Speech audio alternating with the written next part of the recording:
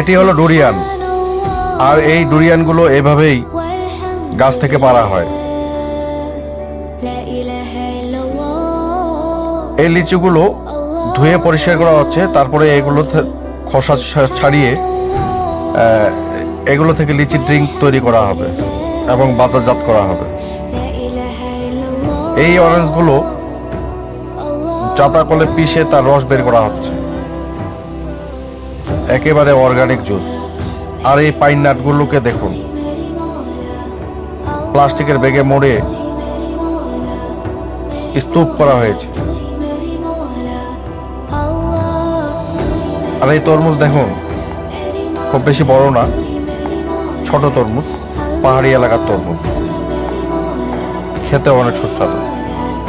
আর এই পাহাড়ের এই আনারসগুলোকে দেখুন, এই আনারসগুলো অনেক